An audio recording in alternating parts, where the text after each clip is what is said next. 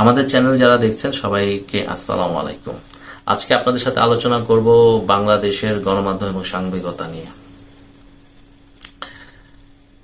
গত ১৬ বছরে আমাদের গণমাধ্যম এবং সাংবাদিকতা জনগণের ইচ্ছার প্রতিফলন দেখাতে পারেনি এবং জনগণের সমস্যার কথা এবং সরকারের দুর্নীতি এবং সরকারের অরাজকতা প্রকাশ করতে পারেনি, যেটি শেখ হাসিনার পতনের পরে বর্তমানে গণমাধ্যম প্রকাশ করছে। এবং বিশেষ করে দুর্নীতি, নারী কেলেঙ্কারি এবং হাসিনা সরকারের যে সব বিষয়ে যে তারা স্বেচ্ছাচারিতা করেছে, বর্তমান গণমাধ্যম সেটি প্রকাশ করছে এবং আগামীতে আরো এটার ব্যাপকতা বাড়বে। এবং আপনারা এও দেখবেন যে ১৬ বছর যারা গণমাধ্যমে এসে কথা বলতে পারেনি, সাহস করেনি স্বৈরাচার শেখ হাসিনা সরকারের বিরুদ্ধে কিছু বলার, সত্য কথা বলার, এর মূল কারণ হচ্ছে সাবেক প্রধানমন্ত্রী Sheikh Hasina police, RAB, BGB, গোয়েন্দা সংস্থা দিয়ে তাদের তুলে নিয়ে যাওয়া, গুম করা, খুন করা এবং আয়না ঘরে পাঠানো। এবং তারা যখনই গণমাধ্যমে জনসাধারণ এসে কিছু বলতে চেয়েছে এবং সেই গণমাধ্যমে উপস্থিত ছিল কারা? আওয়ামী লীগের কিছু দালাল, সাংবাদিক নামধারী কিছু দালাল, এবং সেই সংখ্যাটা খুব বেশি না, ২০০ থেকে ২৫০। এবং কারা আওয়ামী লীগ সরকার এবং শেখ হাসিনার দালালি করেছে, এই মুখগুলো কিন্তু আমাদের সবাইরই চেনা। গত ১৬ বছরে তারা বহুবার তারা টেলিভিশনে তাদের বক্তব্য এবং তাদের কাজ দিয়ে তারা প্রমাণ করেছে যে জনগণের পক্ষে না, তারা স্বৈরাচার শেখ হাসিনা আওয়ামী লীগ সরকারের পক্ষ হয়ে তারা কাজ করছে। এটা জনগণ বুঝতে পেরেছে এবং ছাত্র জনতা তাদের নামও প্রকাশ করেছে এবং তাদের নাম সামাজিক যোগাযোগ মাধ্যমে ছড়িয়ে পড়েছে। তাদের মধ্যে অন্যতম হচ্ছে ৭১ টেলিভিশনে সদ্য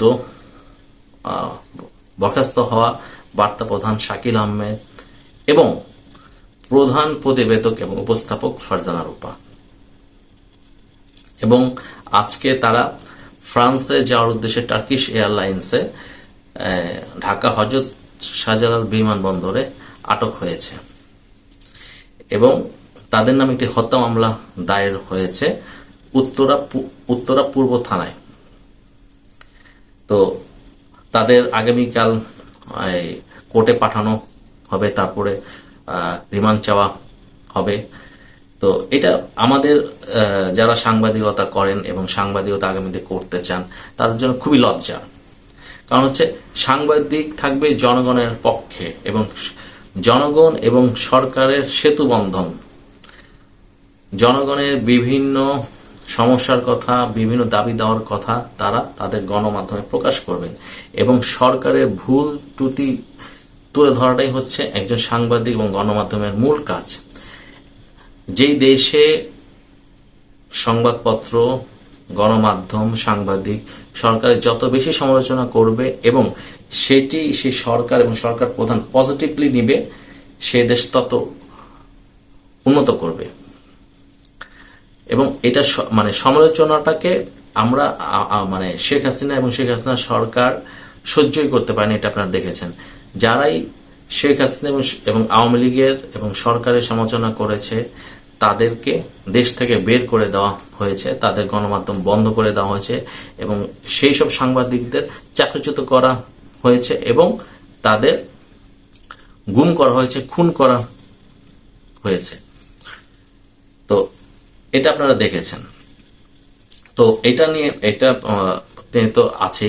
তো এখন হচ্ছে এবং এই কিছু সাংবাদিক আছে তাদের উচ্চাভিলাষিতা এবং তাদের টাকার প্রতি লোভ, সম্পদের প্রতি লোভের কারণে শেখ হাসিনা এবং আওয়ামী লীগ এবং সরকারের চাটুকারিতা করেছেন। কেন করেছেন? তারা সরকারি প্লট, বিভিন্ন সুযোগ সুবিধা এবং তারা বিদেশে কোটি কোটি অর্থ পাচার করেছেন। তো এবং তাদের যে অপকর্ম আছে সেই অপকর্মগুলোকে ধামাচাপা দিতে পেরেছেন। আপনারা নিশ্চয়ই জানেন যে আজ থেকে 2 বছর আগে শাকিল আহমেদের নামে আরেকটি মামলা হয়েছে গুলশান থানায়, ধর্ষণ মামলা। এবং একজন নারী উপস্থাপিকা, উনি চিকিৎসক, শাকিল আহমেদের নামে সেই মামলাটি করেন এবং উনি ভ্রূণ হত্যাও হয়েছে সেই দাবিটাও উনি করেছেন। পরবর্তীতে শাকিল আহমেদ কোর্ট থেকে জামিন নিয়েছেন। এবং আপনারা জানেন আমাদের গণমাধ্যমে প্রচুর নারী সাংবাদিক কাজ করে, এবং বিশেষ করে যারা উপস্থাপনা করেন তারা হচ্ছে নারী।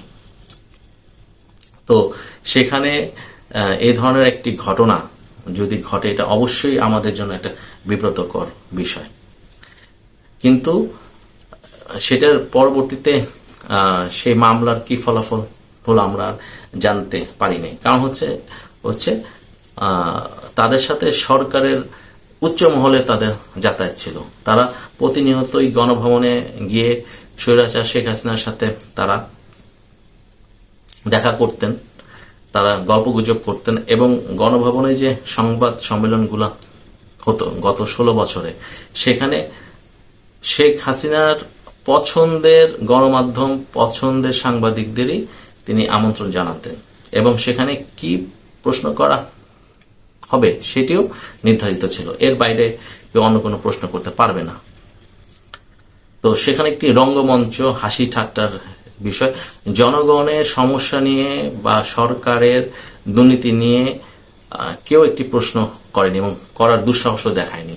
এবং জুলাই হত্যাকাণ্ড যে ঘটেছে, সেখানে যে এত ছাত্র জনতা পুলিশের গুলিতে মারা যাচ্ছে বা মানে এই হত্যাকাণ্ড নিয়েও কিন্তু স্বৈরাচার শেখ হাসিনাকে একটি প্রশ্ন করা হয়নি। বরং শেখ হাসিনার পতনের কিছুদিন আগে তারা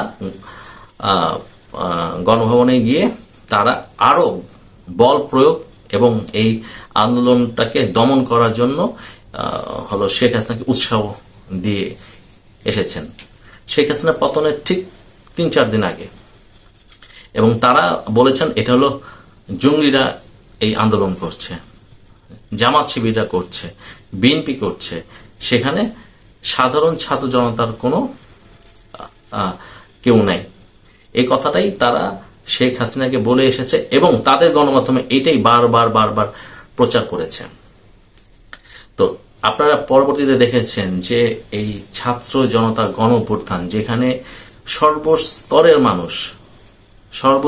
মানুষ রাজপথে নেমে এসেছে স্বৈরাচার সরকারের পতনের জন্য, ফ্যাসিস্ট সরকারের পতনের জন্য। ঘরের যে 5-6 বছরের যে সে শিশু রাজপথে নেমে এসেছে এবং আমাদের ঘরের মা বোনরাও শেখ হাসিনার সরকার পতনের জন্য নেমে এসেছেন। পরে বাধ্য হয়ে শেখ হাসিনা দেশ থেকে পালিয়ে যেতে। এবং আপনারা এও দেখেছেন যে শেখ হাসিনার যারা মন্ত্রী এমপিরা ছিল, আওয়ামী লীগের যারা নেতা কর্মীরা ছিল, তারা কিভাবে মানে দেশ থেকে পালানোর চেষ্টা করেছে। এবং এতে প্রচুর সাংবাদিকরাও আছে এবং গণমাধ্যমের মালিকরাও এতে আছে। এক এক করে সবাইকে গ্রেফতার করা হচ্ছে এবং আমি বলবো তাদের অবশ্যই তাদের উপযুক্ত শাস্তি হওয়া উচিত।